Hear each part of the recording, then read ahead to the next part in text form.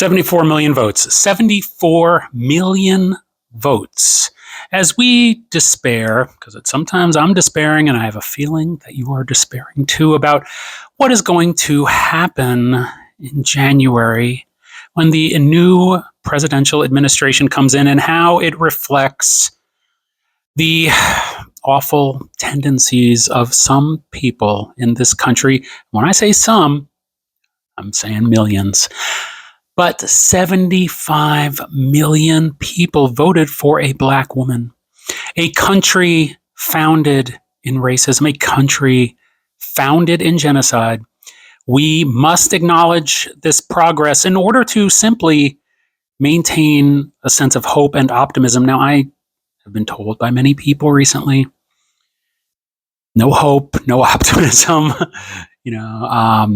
equating optimism and equating hope with ignorance, with burying my head in the sand, delusion, etc.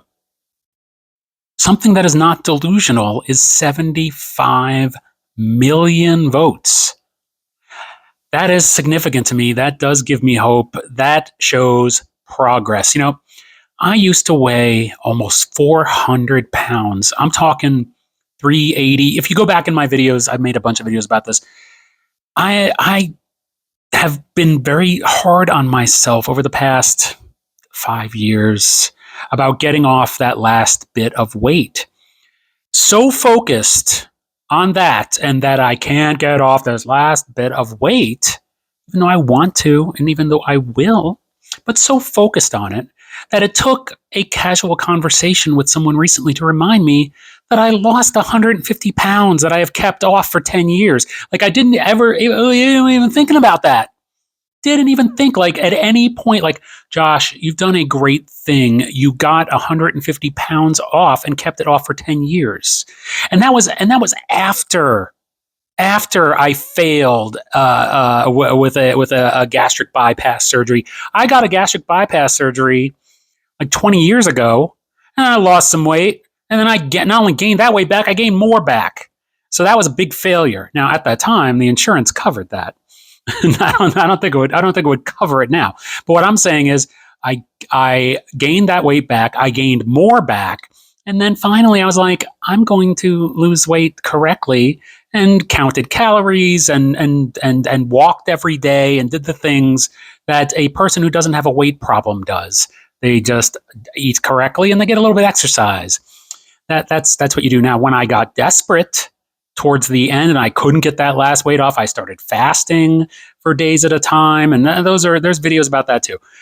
But what I'm saying is, we sometimes don't notice the progress. We don't acknowledge the progress. And that is the comparison I'm making because I was there. I didn't even think about, Josh, you've kept 150 pounds off for 10 years. Like I'm just busy worrying about like this other bit of weight because I don't see the number that I had decided I must see in order to give myself congratulations. And the fact of the matter is, based on what I'm telling you right now, that when that number does come up, I'll probably find something else to worry about.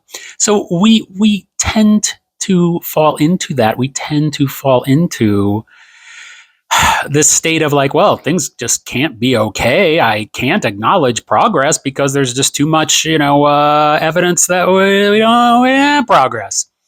I got this weight, so fuck the weight that I lost. I still got this other weight that I still have. What we need to acknowledge, what I'm acknowledging, what I am saying that we should acknowledge is 75 million votes for a black woman, where we're talking about 1965, I believe, correct me if I'm wrong, black women couldn't vote. So it has been a short amount of time since separate water fountains, a short amount of time in human history. And we have had amazing progress. Obviously, we've had a black president. We've had a black woman get 75 million votes. That shows progress. When she says, "We will not go back," I know it's a great slogan, but it shouldn't even be, we will not go back. It should be like, we didn't go back. We didn't go back. Because even though she did not prevail, the margin of the loss is very, very small. So what I'm saying again is please cling on to this Klingon. I'm not even into Star Trek. So if you are into Star Trek and you're like, oh, you said Klingon, good for you. I do like Wrath of Khan though. The Star Trek movie part 2, love that.